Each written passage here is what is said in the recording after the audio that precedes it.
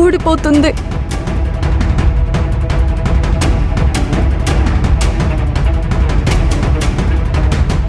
సత్య గారు, మీరు మా అమ్మను నేను అరెస్ట్ చేయడాన్ని నేనేదో గ్రేట్ గా ఫెయిల్ అవుతున్నానని అనుకుంటున్నట్టున్నారు.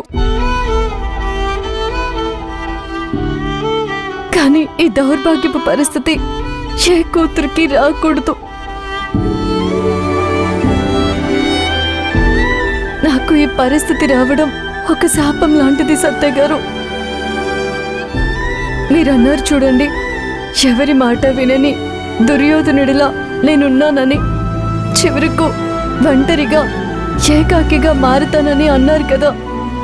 అది నాకు మరొక శాపం.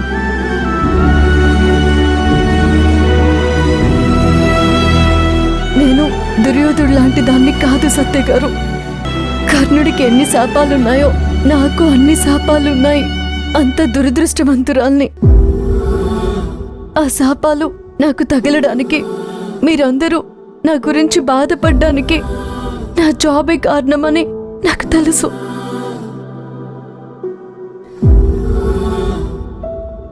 ఈ జాబ్ నాకు లేకపోతే మీకు సంతోషమే. మీ అమ్మగారికి పండగే పండగ.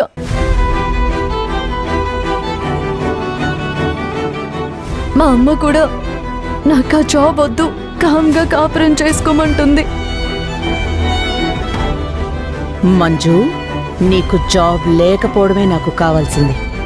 చెప్పులే, నీకీ జాబ్ వద్దు, దీన్ని వదిలేస్తున్నాను అని చెప్పు. దీన్ని వదిలేస్తున్నా అని చెప్పు.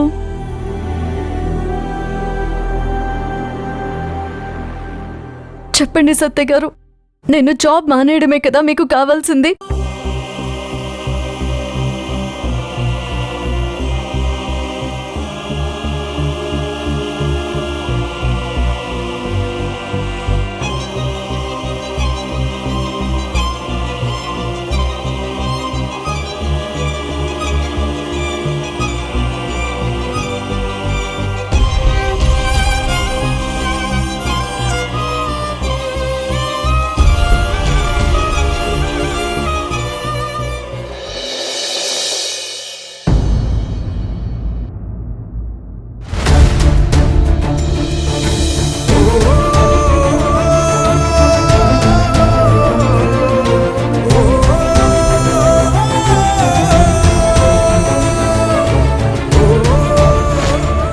అమ్మా అని ఎంత గొప్పగా పిలుస్తున్నావమ్మా.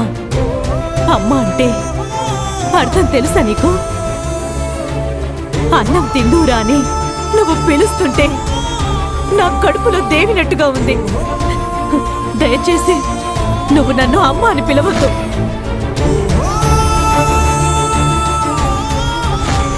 మంజు, నా దగ్గరికి రావద్దు. నిన్ను చూస్తేనే భయం వేస్తుంది. మళ్ళీ నన్ను అరెస్ట్ చేసినా చేసిస్తావు.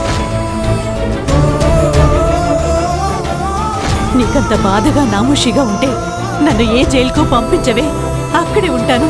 అప్పుడు నీకు ఎలాంటి బాధ ఉండదు.